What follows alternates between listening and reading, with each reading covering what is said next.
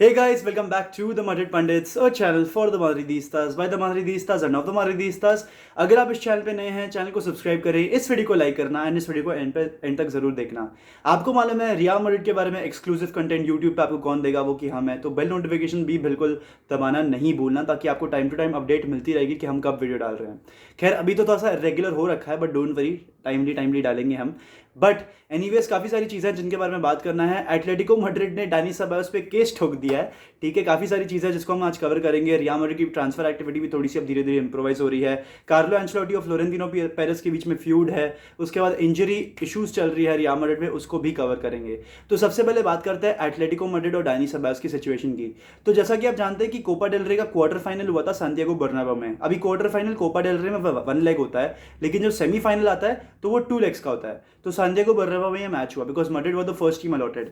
तो अभी क्या होता है कि 71st मिनट में उनके सेंटर बैक को एक रेड कार्ड मिल जाता है, which clearly goes on to show कि एटलेटिको मैड्रिड के प्लेयर्स उतना प्रेशर को एक्सर्ट नहीं कर पाते हैं and Real Madrid does not succumb to pressure. तो डैनी सेबायोस पे वो ला लीगा और स्पेनिश एफए को वो लोग ने एक केस भेजा है, या फिर एक फाइल भेजी है सेइंग कि Dani Ceballos should have been red carded in that situation because he clearly dived.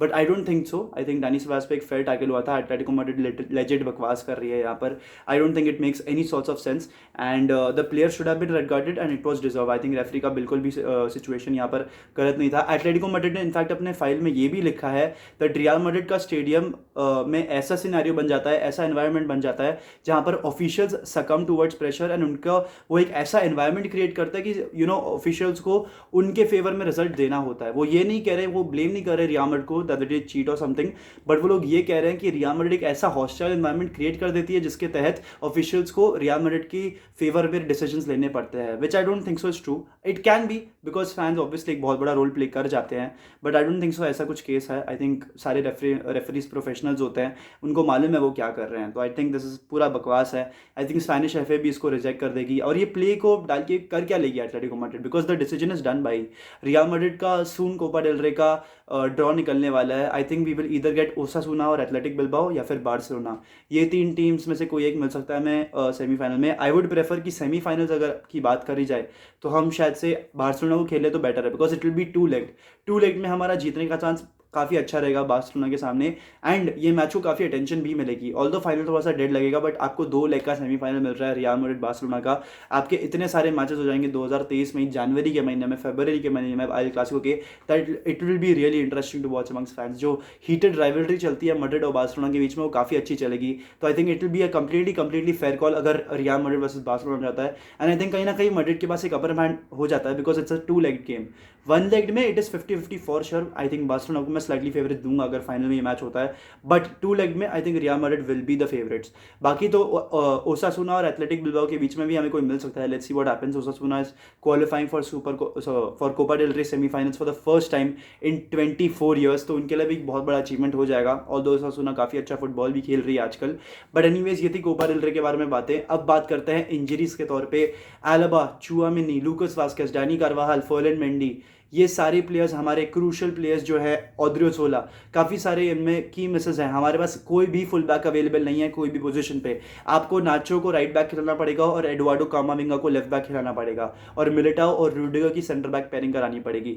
But how iconic it is, क्योंकि कामाविंगा के पास नंबर 12 जर्सी है and he was playing left back and he was an exciting prospect.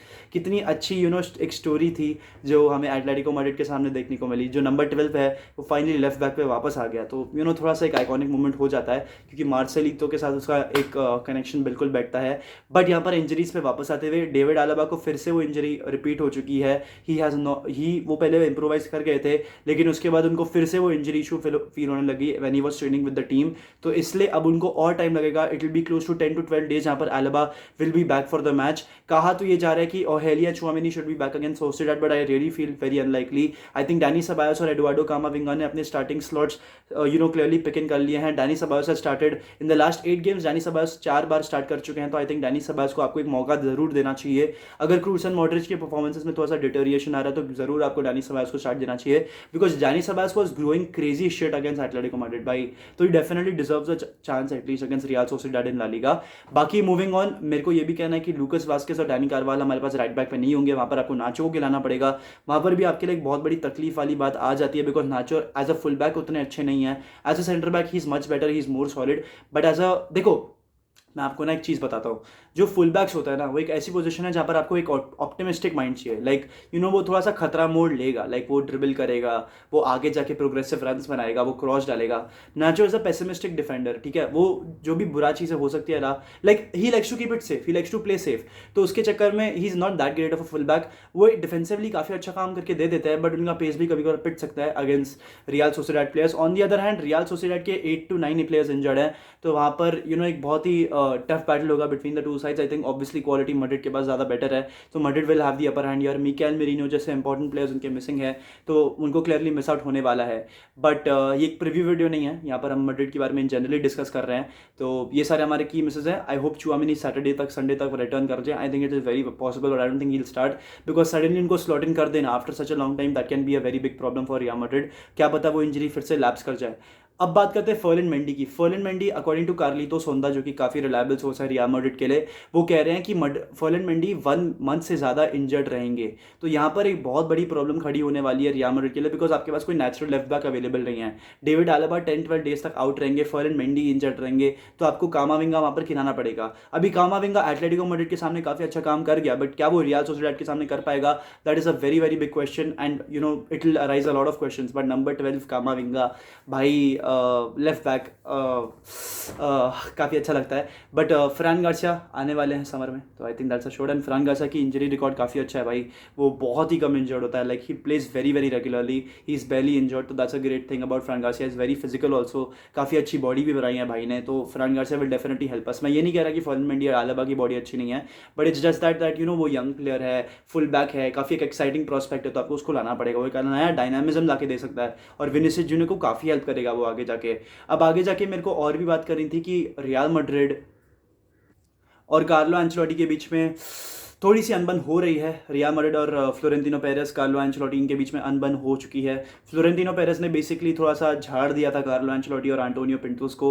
Antonio पिंटोस को उसने इसलिए सुनाया कि भाई इतनी सारी इंजरीज हमें क्यों हो रही है, और कार्लो एंचेलोटी को ये बताया कि मैड्रिड का इतना प्ले स्टाइल इतना पुअर क्यों लग रहा है। कार्लो एंचेलोटी को फ्लोरेंटिनो पेरेस और मैनेजमेंट से ये प्रॉब्लम हो गई है कि यू नो मेरे पास सिर्फ 10 to 14 प्लेयर्स हैं जो कि बराबर से फुटबॉल खेल सकते हैं, the rest I cannot trust. I think 14 players से तो ज़्यादा ही है रियल मैड्रिड के पास, समवेयर क्लोज टू 18-19 प्लेयर्स है रियल मैड्रिड के पास जो कि यू नो रेगुलरली खेल सकते हैं, आपके लिए सब्स्टिट्यूशन से आके इंपैक्ट क्रिएट कर सकते हैं। बट अगर कार्लो एंचेलोटी को ऐसा लग रहा है कि he just has 14 to 15 players at his disposal, तब एक बहुत बड़ी प्रॉब्लम आ जाएगी रियल मैड्रिड के लिए। कार्लो एंचेलोटी को ऐसा भी लग रहा है कि मैड्रिड पैसा बचा रही है to make signings like Mbappe and Jude Bellingham, and he is not, they are not making the signings where they actually need, that is the full back position. Carlo Ancelotti काफी time से कह रहे हैं that Real Madrid को अपने attacking positions पे strengthen करना पड़ेगा और रियल मैड्रिड को फुल बैक्स लेने पड़ेंगे। बट मैड्रिड की बोर्ड ये कह रही है कि आपके पास जो भी कस्टिया से प्लेयर्स है आप उनको उठा सकते हो और उनको ए टीम में डाल सकते हो। तो कार्लो एंचेलोटी को ये स्टेटमेंट पूरी वाहियात लगी है। I think I am in the favour of Carlo Ancelotti here. देखो football is a team game, Kylian Mbappe is probably the best player out there right now, but Kylian Mbappe भी आके भी game change नहीं कर देगा। Kylian Mbappe आपके लिए defensive job नहीं करने वाला, he is a star player, he will demand the ball more, he lose the ball more. तो वो थोड़ी सी बातें हैं जो हमें वरी करती हैं। एंड लास्ट में दोस्तों मैं बस ये कहना चाहूँगा कि Federico Valverde has lost his child, you know Mina Bonino जो उसकी वाइफ है, she was expected to deliver 3 days back, but miscarriage हो गया था उसका, एंड इसी की वजह से फेडरिको वैल्वर्डे का psychological state, I think it is more than 3 days back, I think it has something to do with close to a week back और 10 days बैक, जहाँ पर यह हादसा हुआ है उसके साथ, एंड इसी के लिए उसका सारा फॉर्म बहुत बुरा जा रहा है। विलारियल के सामने फिर भी वो ठीक खेला था, लेकिन जो बाकी सारे गेम्स हैं specially after the world cup वो बिल्कुल भी अच्छा नहीं खेल पाया, because Mina Bonino lost their child. मतलब मैं उसको ब्लेम नहीं कर रहा, but they lost their child, तो my strength goes to and prayers go to Mina Bonino and Federico Valverde, and I just hope कि they come out soon because we want Federico Valverde at is best. Real Madrid ने Valverde को बोला कि भाई तू एक हफ्ते का ऑफ ले ले, विच इज़ एब्सोल्युटली फेयर। ऐसा ही करना चाहिए जब आपका प्लेयर इतने सारे मेंटल साइकोलॉजिकल फैक्टर से गुजर रहा है, आपको 10 दिन की उसको ब्रेक दे देनी चाहिए to rediscover himself, rekindle himself. Although एक बच्चा खोना एक बहुत बड़ी बात हो जाती है यार। आई डोंट थिंक इतनी जल्दी वैल्वर्डे उससे बाहर निकल पाएगा, बट आई जस्ट होप वो कर जाए because first half of the season में he was our best player, so we clearly need him back because Valverde जब आपके लिए खेलता है फुल इंटेंसिटी से तो वो एक नया डायनामिज्म लाता है, टीम में नई एनर्जी आ जाती है, ऊर्जा आ जाती है।